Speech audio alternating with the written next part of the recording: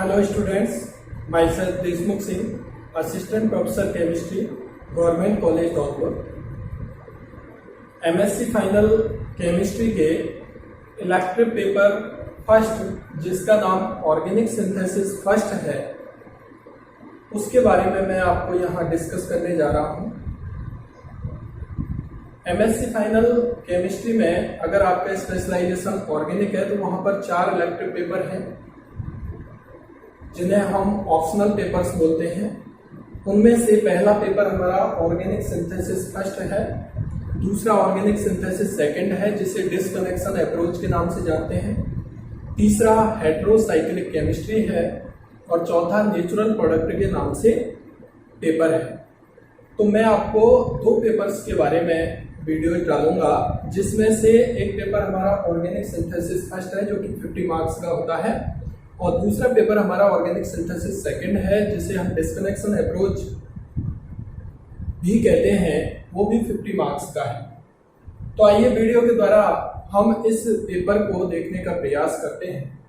Organic synthesis first paper को 5 यूनिटों में बांटा गया है। यूनिट फर्स्ट, जैसा कि आप यहाँ देख पा रहे हैं कि यूनिट फर्स्ट का नाम ऑर्गेनोमेटेलिक कंपाउंड्स है, जिन्हें हम बोलते हैं कार्बधातुक यौगिक। सिंपल सी डेफिनेशन हम कार्बधातुक यौगिक या ऑर्गेनोमेटेलिक कंपाउंड की ये बोलते हैं कि जहां पर कार्बन और मेटल के बीच में बॉन्ड मिलता है, लेकिन ये कंप्लीट डेफिनेशन नहीं है। वो हमारे कहलाते हैं ऑर्गेनोमेटेलिक कंपाउंड। आपको इस यूनिट के अंतर्गत डिफरेंट टाइप के ऑर्गेनोमेटेलिक कंपाउंड पढ़ने हैं, जैसे ऑर्गेनोमैग्नीशियम जिसे आप बोलते हो Grignard reagent, organo copper compound, organo zinc compound, organo cadmium compound, organo silicon compound, organo boron compounds. तो इस तरीके से डिफरेंट टाइप के ट्रांजिशन मेटल्स के भी ऑर्गेनिक मेटेलिक कंपाउंड और सिलिकॉन, बोरॉन, लेड, कैडमियम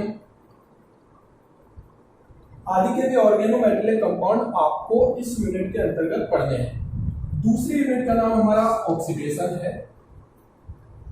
इस ऑक्सीडेशन के अंतर्गत हमें डिफरेंट टाइप के ऑक्सीडाइजिंग एजेंट, जो हमारे ऑक्सीडाइजिंग एजेंट होते हैं, उनको देखना है, उनके स्पेशल फंक्शन क्या होते हैं, किस तरीके से हम किसी केमिकल रिएक्शन में ऑक्सीडेशन को ऑक्सीडेशन लेवल के बेसिस से पहचान सकते हैं, वो भी हमें इस यूनिट के अंतर्गत देखना है। साथ ही हमें कुछ स्पेसिफिक ऑक्सीडाइजिंग एजेंट्स के वर्क्स को भी यहाँ देखना है, कुछ स्पेसिफिक नेम रिएक्शंस को भी हमें यहाँ ऑक्सीडेशन के अंतर्गत देखना है। बात करते हैं हम यूनिट थर्ड की, जिसमें हमें रिडक्शन के बारे में बात करते हैं। ऑक्सीडेशन में ही हमें oxidation of diol, aldehyde, ketone, carboxylic acid, ये सारा पढ़ना है। उसके साथ साथ यदि हम बात करें रिडक्शन की, तो रिडक्शन के अंतर्गत भी आपको डिफरेंट रिड्यूसिंग एजेंट के बारे में, रिजेंट के बारे में आपको पढ़ना है। उनके स्पेसिफिक कैरेक्टर्स क्या होते हैं, कौन सी रिएक्शन के लिए हम कौन सा रिड्यूसिंग एजेंट या रिजेंट काम में ले सकते हैं, उसके बारे में भी आपको यहाँ पर इस रिडक्शन के अंतर्गत पढ़ना है। रिडक्शन ऑफ एल्कोहल्स भी आपको वहाँ पढ़ना है, एल्डिहाइड एंड कीटोन्स भी आपको वहाँ पढ़ना है। तो काफी डिटेल्ड यूनिट है, नाम जरूर इनके शॉर्ट हैं, ऑक्सीडेशन और रिडक्शन, लेकिन डिटेल काफी है। अगर मैं 4th यूनिट की बात करूं, जिसका नाम है रीअरेंजमेंट, तो यहाँ पर इस रीअरेंजमेंट के वाली यूनिट में आपको डिफरेंट रीअरेंजमेंट क्या होता है, कितने टाइप का होता है, different name reaction based rearrangement भी आपको पढ़ने हैं, जैसे फिनाकोल, फिनाकोलोन रीअरेंजमेंट है, डेमजेनोव रीअरेंजमेंट है, नेवर रीअरेंजमेंट है, कर्टिस रीअरेंजमेंट है, सिमेट रीअरेंजमेंट है, लॉसन रीअरेंजमेंट है, बेयर-मिल्गर रीअरेंजमेंट है। तो वो सभी आपको यहाँ रीअरेंजमेंट पढ़ने हैं, जिनके एक स्पेसिफिक कैरेक्टरिस्टिक होते हैं। जो हमारी यूनिट 5th है और लास्ट यूनिट है इस ऑर्गेनिक सिंथेसिस फर्स्ट के पेपर की, उसका नाम है मेटालोसीन्स। मेटालोसीन्स में आपको मेनली फेरोसीन्स के बारे में पढ़ना है, जो कि हमारा एक एरोमेटिक कंपाउंड है। दूसरा जो पार्ट है वो है हमारा नॉन बेंजीनॉइड एरोमेटिक कंपाउंड।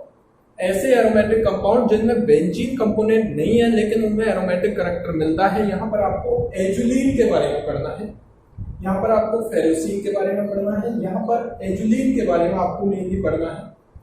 ट्रोपोन के बारे में पढ़ना है, ट्रोपोलोन के बारे में पढ़ना है, है। और तीसरा है आपका इसी यूनिट का पार्ट है, वो है पॉलीसाइक्लिक एरोमेटिक कंपाउंड्स, जिन्हें हम पॉलीसाइक्लिक एरोमेटिक हाइड्रोकार्बन्स भी बोल देते हैं, पीएच भी बोल देते हैं। यहाँ पर आपको नैफ्थलीन के बारे में पढ़ना है, फेनेंथ्रीन के बारे में पढ़ना है, एंथ्रेसीन के बारे में पढ़ना है। मेनली यहाँ पर 3 पार्ट आपको पढ़ने हैं। यहाँ पर आपको जो नॉन वैल्यूएबल एरोमेटिक कंपाउंड है वहाँ भी एजुलिन, ट्रोपोन और ट्रोपोलोन के बारे में पढ़ना है। मेटलोसिन्स में आपको मेनली फेरोसिन्स के बारे में पढ़ना है। तो ये बात हुई हमारे ऑर्गेनिक सिंथेसिस पेपर की यूनिट डिवाइडेशन किस तरीके से है और 5 यूनिटों के अंतर्गत आपको क्या क्या पढ़ना है।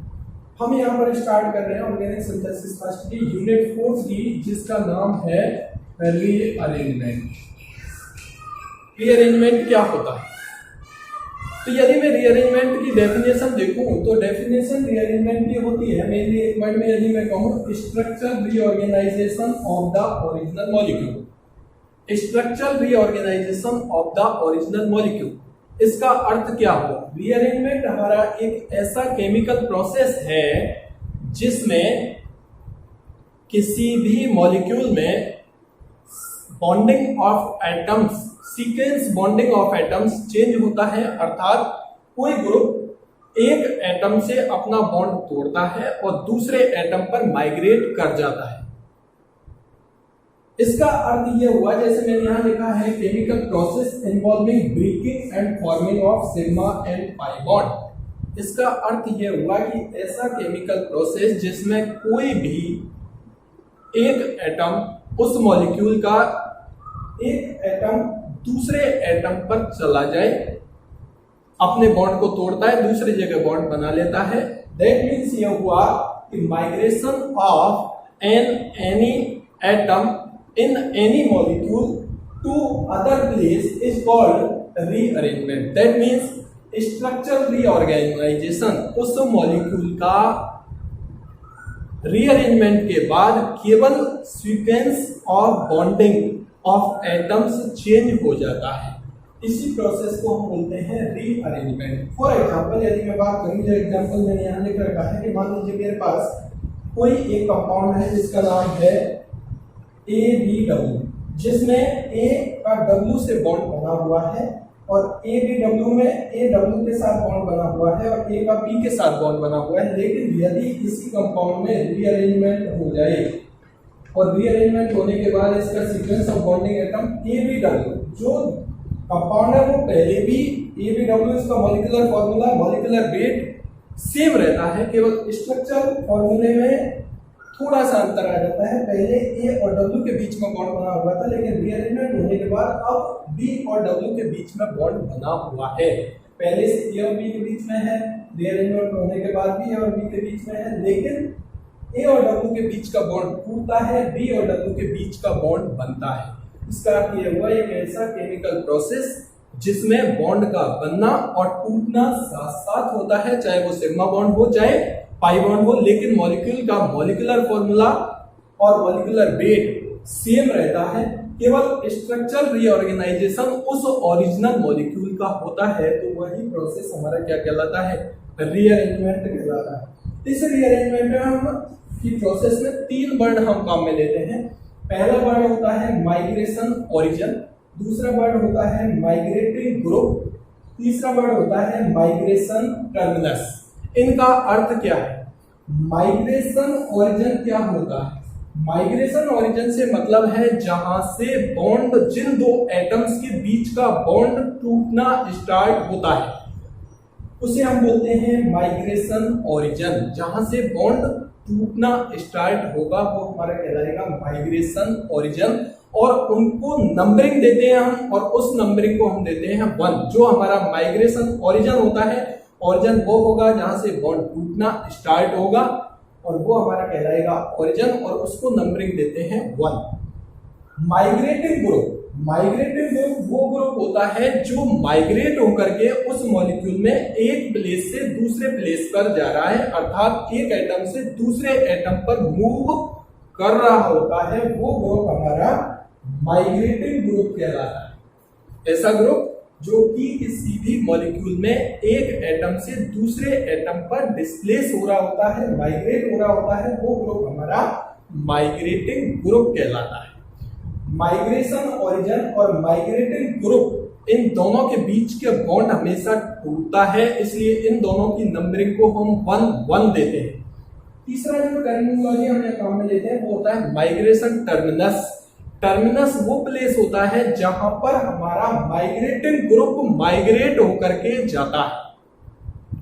जिस भी एटम पर कोई भी माइग्रेटिंग ग्रुप माइग्रेट होकर के जाता है वो हमारा माइग्रेशन टर्मिनस कहलाता है। तो माइग्रेशन ओरिजिन से हम नंबरिंग को स्टार्ट करते हैं। उसको हम जैसे इस मॉलिक्यूल में ये हमारा ओरिजिन है, मैंने लिखा है ये ओरिजिन है, तो यहां से हमने नंबरिंग स्टार्ट की 1 और इस नंबरिंग को वहां तक कंटिन्यू करते हैं जहां पर हमारा माइग्रेटिंग ग्रुप जा रहा होता है। माइग्रेटिंग ग्रुप कहां जा रहा है? बी पर जा रहा है, तो इस नंबरिंग को मैं क्या लूंगा, अगर आगे भी जाता तो मैं 3, 4, 5 आगे उस नंबर को कंटिन्यू करता। और ये हमारा क्या है जो जा रहा है, देखिए इसमें रिएक्टेंट और प्रोडक्ट साइड आप देखेंगे तो यहाँ ए और डब्ल्यू के बीच में बॉन्ड है, यहाँ पर बी और डब्ल्यू के बीच में बॉन्ड है। इसका मतलब डब्ल्यू यहाँ पर माइग्रेट कर रहा है, इसलिए डब्ल्यू हमारा क्या कहलाएगा? Migrating group. जहां से माइग्रेट करता है, माइग्रेट करना स्टार्ट हो रहा होता है वो हमारा कहलाता है माइग्रेशन ओरिजिन, और जहां तक जाता है वो हमारा कहलाता है माइग्रेशन टर्मिनस। तो हमारा माइग्रेशन टर्मिनस क्या हो गया? बी।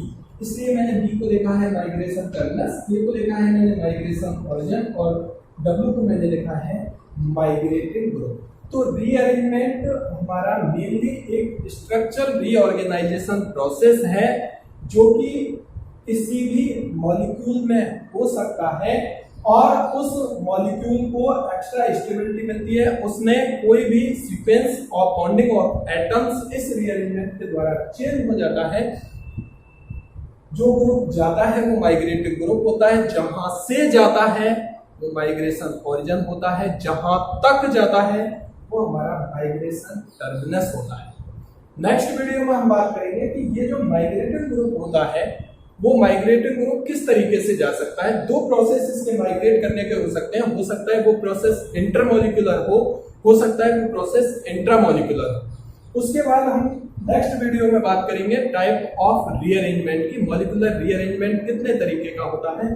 तो वहां हम बात करेंगे हेटेरोलाइटिक रीअरेंजमेंट कैसा होता है, होमोलाइटिक रीअरेंजमेंट कैसा होता है और एरोमेटिक रीअरेंजमेंट कैसा होता है, किस तरीके से होता है, कैसे उसके एग्जांपल्स है, तो इनकी बात करेंगे हम नेक्स्ट वीडियो। Thank you.